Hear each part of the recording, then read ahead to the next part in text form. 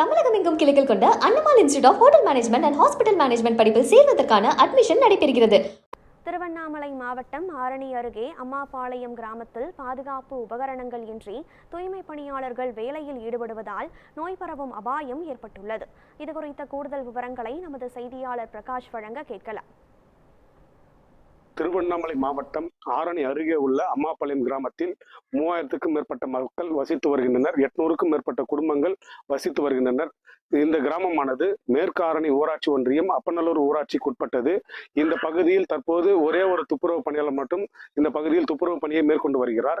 இந்நிலையில் அப்பநல்லூர் கிராம ஊராட்சியில் தற்போது கழிவுநீர் கால்வாயில் அடைப்புகள் ஏற்பட்டு அங்கங்கே கழிவுநீர்கள் தேங்கப்பட்டு அந்த கழிவுநீரில் கொசுக்களும் புழுக்களும் உற்பத்தியாகி துர்நாற்றம் வீசப்பட்டு வருகிறது. இதன் காரணமாக அந்த கழிவுநீர் கால்வாய் பகுதி செல்லும் பகுதியில் உள்ள குடியிருப்பு மக்கள் வசிக்கும் அனைவருக்கும் நோய் தொற்று பரவும் அபாயம் நிலவி வருகிறது. இந்நிலையில் அந்த கழிவுநீரை சுத்தம் செய்யும் பணியில் ஈடுபட்டிருக்கும் துப்புரவு பணியாளர் இன்று அந்த கழிவுநீரை சுத்தம் செய்யும் பணியில் ஈடுபட்டு கொண்டிருக்கிறார். இந்நிலையில் அவர் கழிவுநீர் கால்வாயில் எந்தவித பாதுகாப்பு உபகரணங்களும் இல்லாமல் கை உறை மற்றும் கால்களுக்கு அணிய வேண்டிய பாதுகாப்பு உபகரணங்கள் இல்லாமல் மிகவும் பரிதாபமான நிலையில் தற்போது கழிவுநீர் கால்வாயை சுத்தம் செய்யும் பணியில் ஈடுபட்டு வருகிறார்.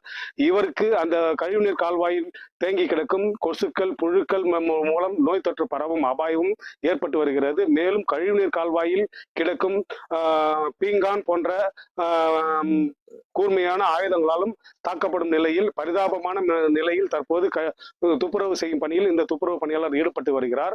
இவருக்கு வழங்க வேண்டிய அரசு சார்பில் வழங்க வேண்டிய பாதுகாப்பு உபகரணங்கள் எதுவும் ஊராட்சி சார்பில் வழங்கப்படாததால் மிகவும் பரிதாபமான நிலையில் தற்போது இந்த கழிவுநீர் கால்வாயை சுத்தம் செய்யும் பணியில் ஈடுபட்டு வருகிறார்.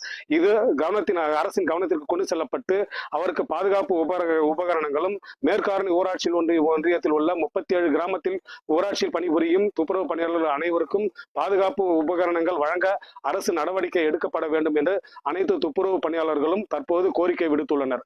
நியூஸ் 7 தமிழ் தொலைக்காட்சி செய்திகளுக்காக செய்தியாளர் பிரகாஷ்.